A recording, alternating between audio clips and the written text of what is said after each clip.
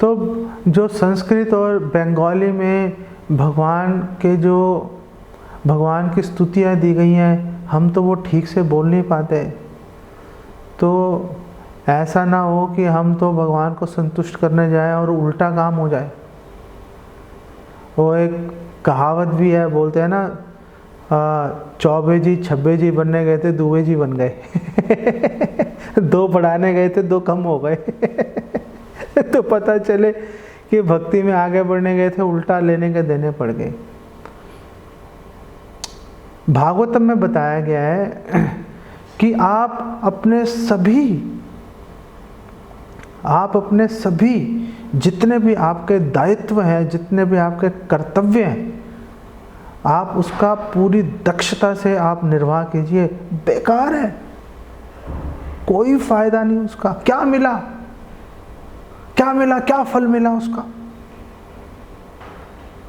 उसका फल हमें मिला कि हम जन्म मृत्यु के चक्कर में फंस गए।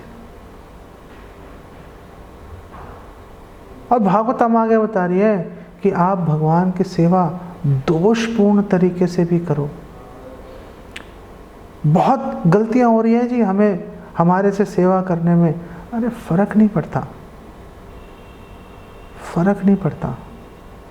भागवतम कह रही है आप गलतियां करते हुए भी भगवान की सेवा में लगे रहो, तो भी आपको पूरी सफलता मिलेगी। इनफैक्ट एक भक्त ने मुझे आज ही प्रश्न पूछा था कि इतने नाम अपराध सेवा अपराध हो रहे हैं, कभी उल्टा ना हो जाए हमारे साथ में। तो एक भक्त के रूप में हमारा क्या कर्तव्य है? एक भक्त के रूप में हमारा कर्तव्य है कि हम अपनी कमियों को सुधारने का तो प्रयास करें,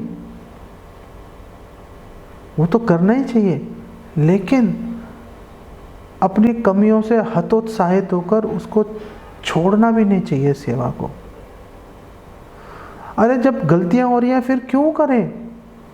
वो आशा पाश, वो जो आशाबद्ध, श्रील रूपा गोस्वामी बोल रहे हैं, आशाबद्ध होके जो एक भक्त होता है वो आशा से बद्ध होता है।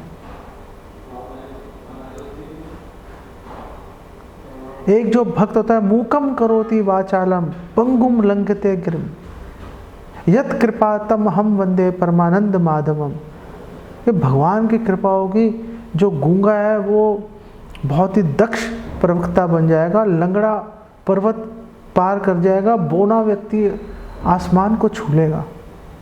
कैसे छू लिया? भगवान की कृपा से।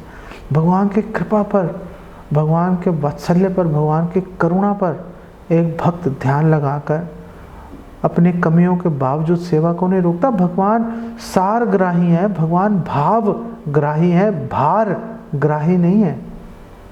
भगवान आपकी भावनाओं को देखते हैं,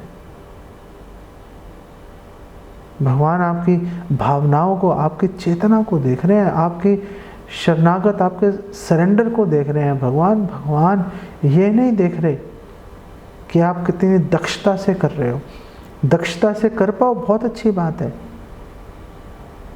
बहुत अच्छी बात है दक्षता से करना, लेकिन दक्षता से भी अधिक महत्वपूर्ण आपका भाव है कि कितने विनीत भाव से, कितनी असहाय कातरता से हम भगवान की सेवा में जुड़े हैं।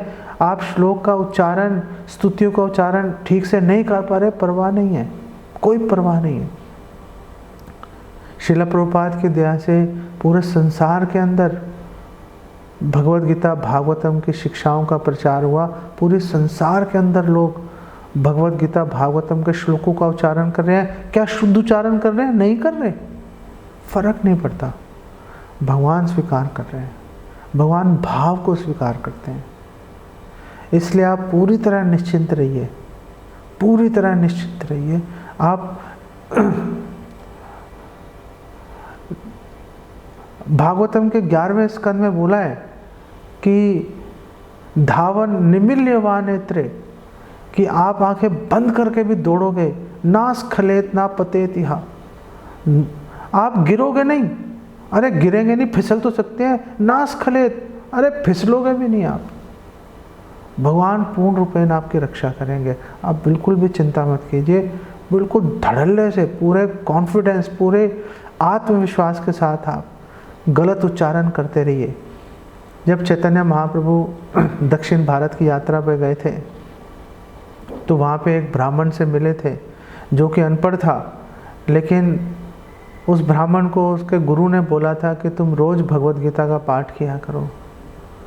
तो क्योंकि वो अनपढ़ था, भगवत गीता को पढ़ना नहीं आता था, इसलिए वो भगवत गीता को उल्टा पकड़ के बैठता था और आसपास के लोग ब्राह्मण उसका मजाक उड़ाया करते थे और वो भगवत गीता को पकड़ के रो रहा था। और चैतन्य महाप्रभु वहाँ से निकले और चैतन्य महाप्रभु ने पूछा कि अरे ये सब लोग तुम्हारा मजाक उड़ा रहे हैं, क्या तुम इसलिए रो रहे हो? तो उस ब्राह्मण ने बोला, नहीं, मैं अनपढ़ हूँ, मैं भगवत गीता को पढ़ नहीं पाता हूँ। तो फिर रो क्यों रहे हो? मैं तो ये देख के रो रहा हूँ कि भगवान कितने दयालु हैं कि अपने भक्त के सेवा में भगवान लगे, खुद ही उसके सारथी बन गए।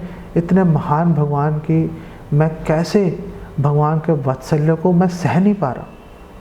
भगवान के वात्सल्य की सीमा को देखकर चैतन्य महाप्रभु ने उस ब्राह्मण को, उस अनपढ़ ब्राह्मण को चैतन्य महाप्रभु ने गले से लगा लिया और चैतन्य महाप्रभु ने कहा, तुम ही हो जिसने भगवत गीता को समझाया। ये सारे पढ़े लिखे ब्राह्मण बेकार है, इनका पांडित्य। तुम हो जिसने समझाया इसको। इसलिए बिल्कुल निश्चिंत हो जाओ, धड़ल्ले से आप गलत उच्चारण करो, कैसे भी करो, बस भगवान का निश्चल भाव से उच्चारण करते रहो श्लोकों का, आपको इसी से सिद्धि मिल जाएगी। इसमें कोई भी शंका नहीं है किसी भी तरह की।